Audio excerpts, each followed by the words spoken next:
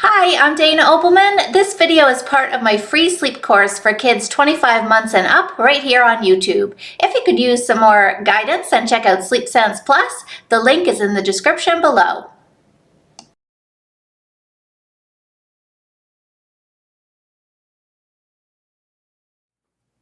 Welcome back, and I hope you have your coffee ready so that we can chat about how last night went. For some of you, it might have gone a little better than expected. I always tell people, prepare yourself for the absolute worst, and then anything short of that, you'll be happy.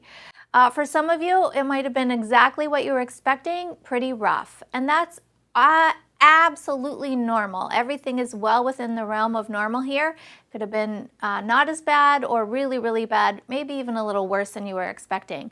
But the good news is you made it through night one, and that is definitely by far the hardest night. So congratulations. If you hung in there, you didn't give in, you really deserve to be celebrated today. Give yourself a little treat somewhere in the day for all your hard effort. Now, there might be a few of you watching who go, oops, you know what? I gave it a good solid try, but I just couldn't do it. So let's talk through that scenario a little bit. Let's say at some point in the night you gave up and you went back to the prop. And for most of you, you're the prop. So you either laid down with your child and she went back to sleep, or you let her get into your bed and you finished the night there. For some of you, it might be that you went back to breastfeeding to sleep in the middle of the night. It's time to really sit down and have a serious heart-to-heart with yourself. Are you going to do this or aren't you? There really is no halfway. If we give in at some point in the night, all we teach our child is that if she puts up a big enough fight, if she pushes us hard enough, eventually you give in. And she gets the easier, softer way, which is you laying down with her or coming to bed with you. And then she's learned nothing. No skill has been developed. No skill will ever be developed. And the only thing that you will be doing is teaching her that that behavior, crying or putting up fuss, works. And then you can be sure it's going to start to show up in other places in your day as well, because she knows, hey, that was the greatest and fastest way to get mom into my bed last night. So let me try that similar strategy with getting a cookie or having another toy or whatever it is. It's going to start showing up. So you really can't give in. Now, the good news is, as the nights go on, this will get easier. I absolutely promise you. She will start to become more confident in her own skills, which is what we want, less dependent on you, and ultimately, she will become an independent sleeper, which she has to be really for life. If you can't sleep, there's nothing anyone can do for you. So sleep is an independent skill, absolutely has to be. So that's the good news. And as the nights go on, you'll see him get a little bit more comfortable. You'll see him put together some positions that are comfortable. He might incorporate a teddy or a blanket into his strategy for getting comfortable and finding ways to get to sleep that make this journey easier for him. So that's the exciting part about stay in the room method, is that you can absolutely bear witness to this skill emerge. All right, so if you've decided you can't do it, then there's no shame in that, and that is absolutely okay. Just put this on the shelf, it doesn't expire, and come back to it when you're feeling a little more ready. Maybe it's just really not the best time in your life to be committing to this kind of effort, because it really is an effort. I'm asking tired people to now, for the short term, be even more tired than they already are, and I get that that's hard for some people. So just press pause and come back when you're ready.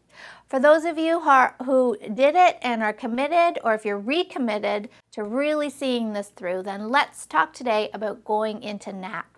For some of you, your children are still napping. So let's talk about the sort of age range where I see naps start to fade. Roughly around 2.5 to 3 is kind of the age gap where naps can become problematic. Now, most of the time, the child will happily take a nap, take a good 2, even 3 hour long nap. But then the problem starts to show up at bedtime. You're trying to put him down for a 7:30 bedtime, and he's playing games with you or coming out of the room or chatting and singing to himself for an hour and a half before he finally falls asleep. So if that's showing up for you already, then it's time to start thinking about which would you prefer. Would you prefer to hang on to that daytime nap, which is absolutely fine to do? Just know that if he's going to nap during the day, you can't really expect him to be ready for bed till about 8 o'clock at night. Between 8 and 8:30. I say lights out by 8 and give him about 20 to 30 minutes to get into his first sleep state. For me, I loved my kids going to bed at 7. If given the choice between the nap or 7 p.m. bedtime, I picked 7 p.m. bedtime. So I tended to pull my children's naps a little on the early side, about the 2.5 age, and then get them to sleep. Then they were lights out by 7 and asleep by basically 7:10 every night. And that for me was the best way to, I mean, I love both, don't get me wrong, but if I had to pick, I would pick that 7 p.m. bedtime. So start thinking about that. If it hasn't shown up for you yet, great, that's fine. I know lots of children into the 3rd birthday who are still taking a great afternoon nap and going to bed about 7:30 p.m. So consider yourself lucky if that's still showing up. But for most of you, your children, if they are napping, are probably prop dependent for nap as well, usually on you. If the parent is the prop at bedtime, it's often the same scenario for nap. So let me just talk you through the nap piece of this. If your child is no longer napping, then you can just skip this next 5 minutes and pick up later with the next video. So we're going to do the stay in the room method for nap time as well. So give your child lunch. I like naps to fall about 12:30. I find that that's a perfect time. It's kind of halfway through the day. It catches them before they kind of catch that second wind, which can kind of kick in around 1 o'clock. So give them lunch, go into the bedroom, do a little bit of a routine. Maybe you read a story or two or sing a song together, and then into the bed they go for their nap. Don't give any kind of pre-nap meal, no breastfeeding or bottles before nap. Again, if we're trying to break that connection between feeding and sleep, let's not keep offering it every time they're fatigued. That's kind of like fighting an uphill battle, right? So we're gonna just put them into the bed, sit in the chair just like we're doing at bedtime. Key phrase, careful touch. Make sure that room is really dark. Darkness plays a significant role in keeping naps long enough. So blackout blinds, whatever you need to do to keep that room nice and dark, and you're just sitting there until your child falls asleep. If a whole hour and 10 minutes goes by and your child doesn't even close her eyes, has in no way, shape, or form fallen asleep yet, then we can take a little break. You would get up, leave the room, maybe give her a snack, look out the window for a while, take her mind off of this for about 20 minutes or so, and then you're going to go back to the bedroom, tuck her back in, sit in your chair for another 30 minutes to see if she'll go to sleep this time. And usually if it goes into round 2, it's shortly into round 2 that she finally falls asleep.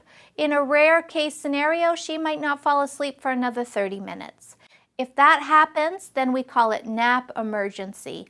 And we're just going to load her up in the car seat or the stroller, go for a drive or a walk, and let her have a bit of a cat nap in some sort of motion situation.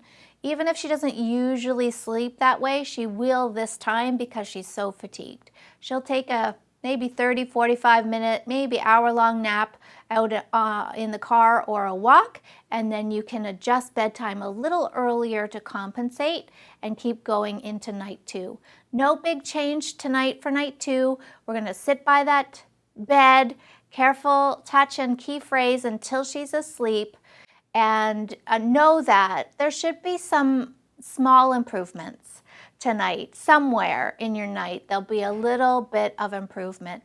On a very rare occasion, night 2 is a bad night again, or might even feel a little bit worse. Don't panic if that happens.